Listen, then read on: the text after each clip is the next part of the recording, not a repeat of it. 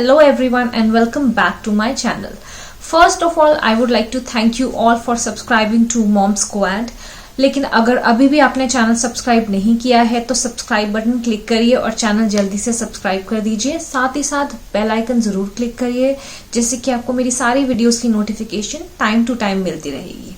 आज के वीडियो में हम बात करने वाले हैं 10 मोस्ट कॉमन मिथ्स के बारे में जो कि प्रेगनेंसी से लिंक्ड होते हैं। मोस्टली प्रेग्नेंट लेडीज को ये मिथ्स के बारे में कई जगह से सुनने को मिलता है। कई बार उनके रिलेटिव्स उनको ये सब बोलते हैं, कई बार उनको फ्रेंड्स से कुछ ना कुछ पता चलता है।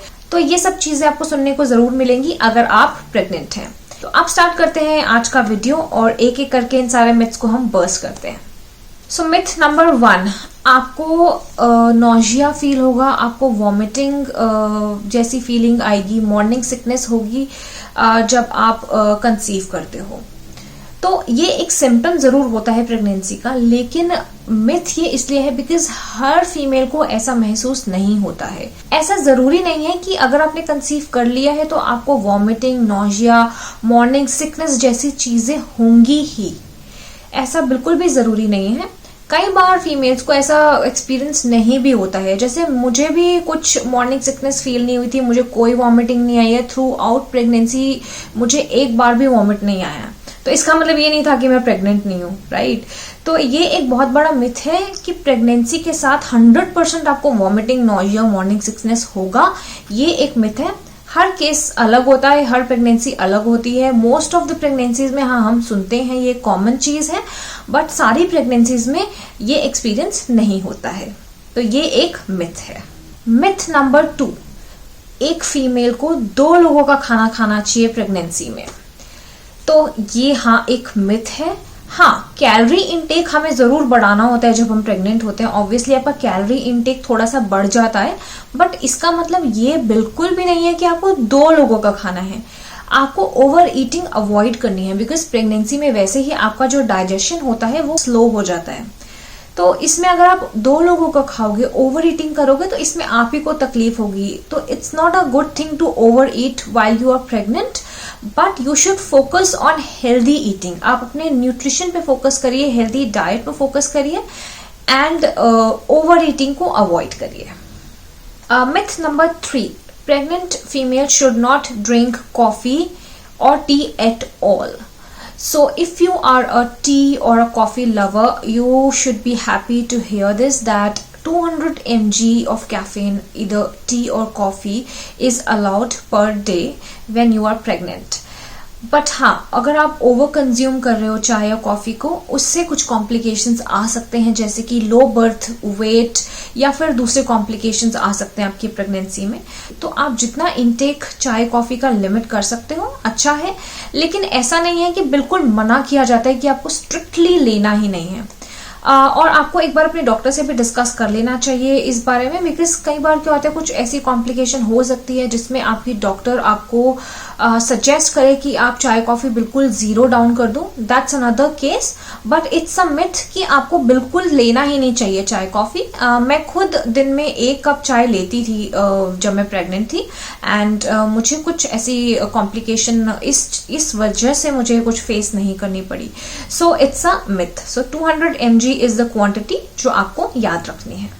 मिथ नंबर 4, ईटिंग सैफरॉन, जो कि होता है केसर, या फिर संतरे खाने से, या फिर कुछ और खाना खाने से, कुछ नारियल या कुछ अलग तरीके के खाना खाने से जो बच्चा है वो गोरा हो जाएगा। सो ये एक बहुत बड़ा मिथ है। बच्चा गोरा होगा, काला होगा, ये सब पहले ही उसके जीन्स में डिसाइड हो जाता है।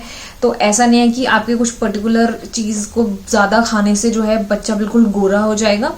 तो ये एक मिथ है कि अगर आप कुछ स्पेसिफिकली कुछ कंज्यूम करो और बच्चे का पूरा कलर ही चेंज हो जाए, गोरा हो जाए बिल्कुल, तो ऐसा नहीं होता है। ये सब चीजें जो होती हैं ऑलरेडी डिसाइड हो जाती हैं जब आप कंसीव करते हो, तो इससे कुछ बहुत ज्यादा फर्क बच्चे के कलर पे नहीं पड़ता है। आप हेल्थ पर्सपेक्टिव से ये चीज खाना चाहते हैं तो आप जरूर खाइए, बट अगर आप इस पर्सपेक्टिव से खा रहे हैं कि मेरे बच्चे का कलर गोरा होगा, तो ये एक मिथ है। मिथ नंबर 5, अगर आप पोस्टर्स लगाते हो अपने घर पे सुंदर सुंदर बच्चों के और उनको पूरा दिन देखते हो तो आपके बच्चे के भी फीचर्स सेम टू सेम हो जाएंगे, तो ये भी एक मिथ है। हाँ, ये सब चीजें इसलिए बोली जाती हैं क्योंकि जो पोस्टर्स आते हैं उसमें ज्यादातर बच्चे स्माइल कर रहे होते हैं, तो अगर मदर स्माइलिंग फेस देखेगी, स्माइलिंग बेबीज देखेगी तो मदर को अच्छा लगेगा। इसीलिए बोलते हैं कि आप पोस्टर्स लगाइए हंसते हुए बच्चों के, ताकि आपका जो मन है वो खुश रहे।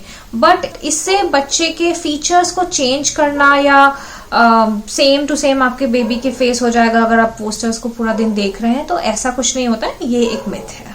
Myth number 6, creams can prevent your stretch marks.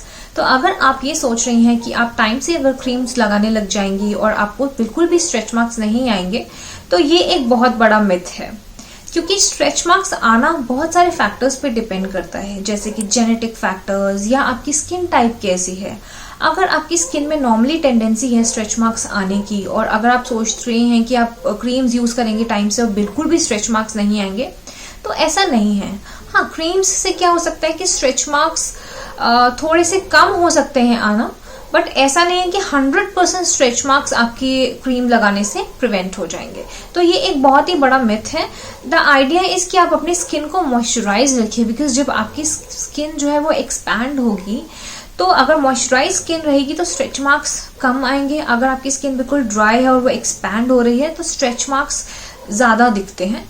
तो क्रीम्स आपकी ये चीज जरूर प्रिवेंट कर सकती है, बट 100% प्रिवेंशन नहीं होती है क्रीम से आपके स्ट्रेच मार्क्स की। मिथ नंबर 7, एक प्रेग्नेंट लेडी को बिल्कुल भी एक्सरसाइज नहीं करनी चाहिए। तो ऐसा नहीं है। इनफैक्ट लाइट एक्सरसाइजेस रिकमेंडेड होती हैं प्रेग्नेंट फीमेल्स को। बोला जाता है कि आप एटलीस्ट थोड़ा बहुत बॉडी मूवमेंट तो रखिए, अनलेस कोई कॉम्प्लिकेशन नहीं हो। अगर आपको डॉक्टर बोल रही हैं कि कुछ कॉम्प्लिकेशन है, एक्सरसाइजेस नहीं करने हैं, वो एक अलग केस है। बट एक नॉर्मल केस में लाइट एक्सरसाइजेस करने में कोई हर्ज नहीं है। हर एक एक्सरसाइज को स्टार्ट करने का एक टाइम होता है। एक वॉकिंग तो आप थ्रू आउट योर प्रेगनेंसी आप कर सकते हैं। कई एक्सरसाइजेस ऐसी आती हैं जो कि आपकी पेल्विक फ्लोर मसल को स्ट्रेंथन करती हैं। स्क्वैट्स हो गए, या फिर जिसको डक वॉक बोलते हैं, जैसे कि पुराने जमाने में पोछा लगाते थे, सब बोलते थे कि पोछा लगाइए जिससे कि नॉर्मल डिलीवरी के चांसेस ज्यादा होते हैं। तो ये सब बोला जाता था पुराने जमाने में। तो ऐसे एक्सरसाइजेस करिए जिससे कि आपके पेल्विक फ्लोर मसल जो है वो स्ट्रेंथन हो जाए। लेकिन हाँ, इससे पहले एक बार अपने डॉक्टर से जरूर पूछ लीजिएगा, बिकॉज कौन सी एक्सरसाइजेस रिकमेंडेड आपके लिए हैं, कौन सी नहीं है, ये आपके डॉक्टर्स आपको ज्यादा अच्छे से बता सकते हैं, बिकॉज हर एक केस अलग होता है। कई बार डॉक्टर्स बेड रेस्ट भी बोल देते हैं। So it all depends. एक नॉर्मल केस में लाइट एक्सरसाइजेस करने में कोई हर्ज नहीं है।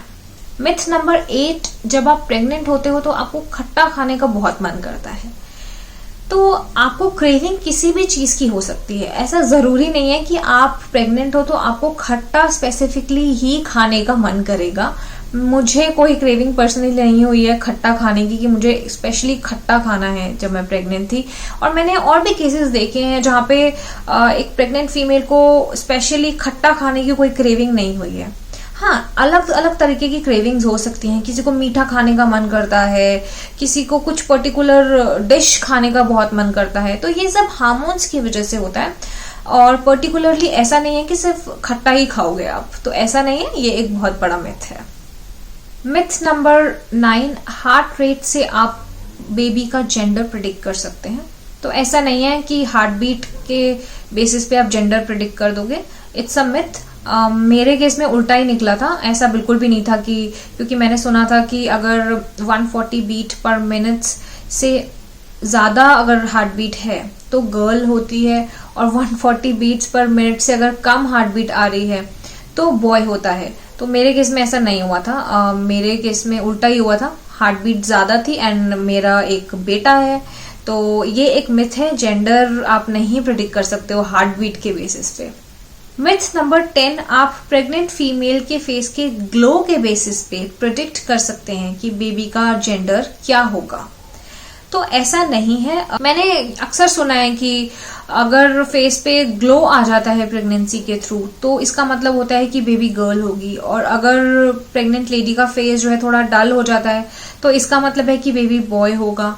लेकिन मैंने ऐसे भी केसेस देखे हैं जहां पे एक प्रेग्नेंट फीमेल का जो फेस है वो ग्लो कर रहा है और उनको बेबी बॉय हुआ है, और एक जगह एक प्रेग्नेंट फीमेल का फेस थोड़ा डल लग रहा था लेकिन उनको बेबी गर्ल हुई है।